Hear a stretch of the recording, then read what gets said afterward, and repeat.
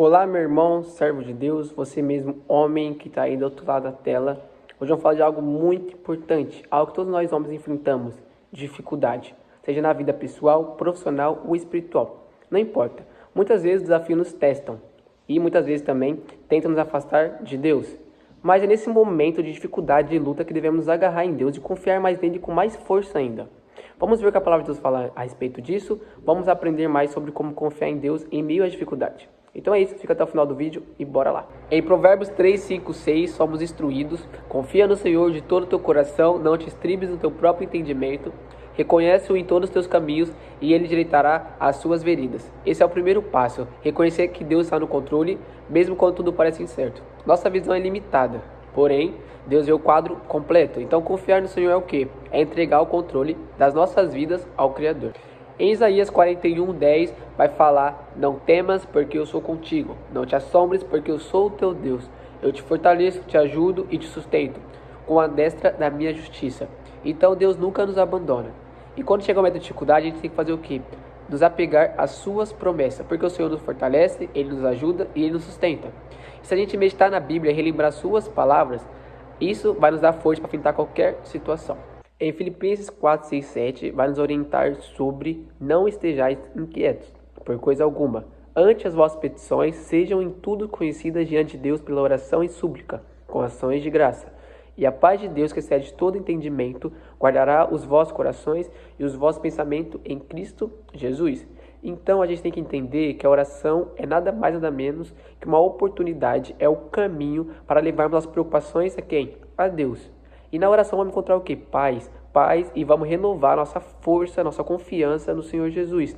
Então tem que ser feito de forma constante, principalmente em tempos difíceis. Então não é uma vez ou outra, é constante, assim como fala a palavra de Deus em 1 Tessalonicenses: orai sem cessar. Então é feito de forma constante, porque vai nos levar mais perto de Deus, vamos levar nossas preocupações a Ele, Ele vai nos acalmar, vai trazer aquela paz que excede todo entendimento, que vai além do que a gente pode compreender, e vamos confiar mais no Senhor Jesus. Paulo fala em Filipenses 4,13: tudo posso naquele que me fortalece. A gente tem que entender disso. Tudo posso naquele que me fortalece. Então a gente pode enfrentar qualquer dificuldade naquele que nos fortalece. E quem nos fortalece?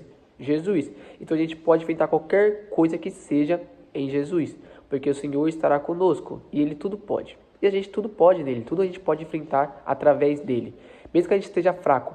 Paulo vai falar também em Coríntios que quando estamos fracos é aí que estamos fortes. Por quê? Porque o poder de Deus aperfeiçoa a nossa fraqueza, porque a gente entende que a gente é dependente dele. É isso que a gente tem que entender. Quando a gente entende que a gente é totalmente dependente de Deus, é aí que ele entra no jogo. É aí que ele nos ajuda, porque quando a gente não olha para o vento, olha para Deus, Deus faz por nós. Ele nos ajuda, ele nos dá força para enfrentar qualquer dificuldade. Só que a gente tem que olhar primeiro para quem? Para Deus, não para a dificuldade, não o que está ao nosso redor. É engraçado que Pedro, ele andou sobre as águas, mas ele olhou para a dificuldade, ele olhou para a tempestade. Quando ele olhou para a tempestade, foi que ele começou a afundar. Quando ele não olhou, ele não estava afundando, ele estava andando sobre as águas, ele estava fazendo algo sobrenatural, andar sobre as águas. Mas quando ele olhou para a dificuldade, foi aí que ele começou a afundar. Então o que a gente tem que tirar disso? Que a gente não pode olhar para a dificuldade. Tá difícil? É complicado? É. Mas nosso foco tem que ser Jesus. A gente não pode tirar os olhos dele. E assim, ele nos dá força para enfrentar qualquer coisa. Então devemos olhar para Deus, mesmo que seja difícil. Sabemos que não é fácil, a dificuldade vem, a luta vem.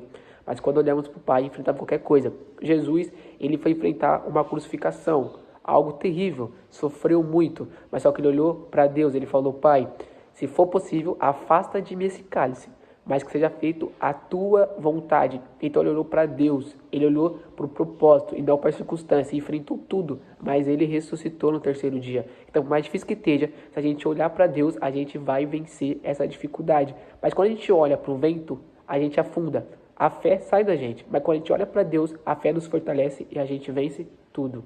Então, devemos confiar no Senhor e olhar além da dificuldade, olhar para Deus. Em Romanos 8:28 vai falar: sabemos que todas as coisas cooperam para o bem daqueles que amam a Deus, daqueles que são chamados segundo o seu propósito.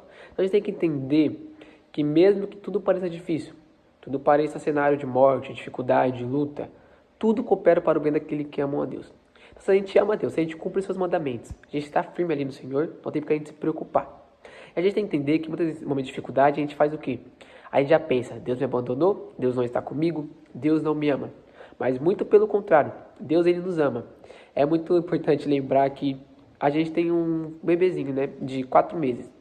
E a gente foi levar ele para tomar vacina, e aquele momento de uma dor no coração, porque ele tomou 4 vacinas de uma vez, né? E, tipo, dói, a criança chora, né? E é dolorido, aquele líquido. E a gente fica meio assim, né? Meio triste porque vê nosso filho sofrer. E principalmente minha esposa, que é mãe, que, né, tipo, já é mais sensível do que o pai. Mas mesmo assim a gente fica com o coração meio assim.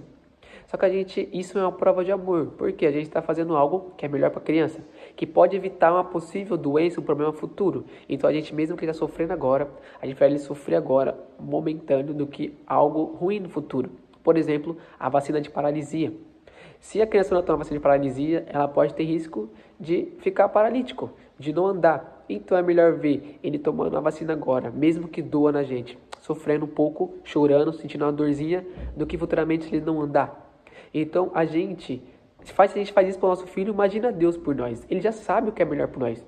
A palavra dele vai falar que os pensamentos, sonhos dele, os planos dele são maiores e melhores que o nosso. Então tudo que a gente imagina, Deus tem muita coisa melhor pra gente. E pode ser diferente do que a gente pensa, mas vai ser o melhor pra gente. E é isso que importa. Tem um poema que é muito bom, que é uma pessoa que estava na praia, um poema muito impactante. Estava na praia, essa pessoa caminhava sozinha e viu 2 pegadas da pessoa, mas viu 2 pegadas a mais. Mas só que é estranho porque não tinha ninguém do lado dessa pessoa. E tinha 4 pegadas, como isso? Aí essa pessoa entendeu que era Deus do lado, caminhando junto com essa pessoa. Tá? Até aí tudo certo, muito bom. Só que no momento de dificuldade, de luta que essa pessoa passava, só tinha 2 pegadas. O que aconteceu com as 4 pegadas? 2 sumiu e ficou só as 2 da pessoa. Foi o que a pessoa pensou. Deus, você sumiu, Deus. No momento mais de luta, mais difícil, você não está do meu lado quando eu preciso. Mas Deus falou, opa, calma aí. As 2 pegadas que você está vendo é as minhas. Eu estou te carregando no colo. Então, quando vem dificuldade, a gente já pensa que Deus não ama a gente. Mas pelo contrário, Ele nos ama muito mais. Porque Ele permite que a gente passe por coisa para nos moldar, para nos aproximar mais dEle, do que perder a gente. Deus não quer perder a gente. Ele quer a gente perto dEle. Ele é nosso Pai, Ele nos ama. Ele nunca vai fazer mal pra gente. Pelo contrário, Ele usa as oportunidades que o inimigo tenta nos atacar, tirar nossa vida, tenta ferrar com a gente, mas Deus usa isso para nos moldar e nos aproximar mais dele, em vez de nos perder. Então a gente tem que colocar a mão na consciência. Será que a gente está passando agora tem um propósito? Será que isso é para me moldar, para livrar de que eu saia da presença de Deus? Então a gente tem que entender que Deus sempre quer o melhor para a gente, então devemos confiar nele.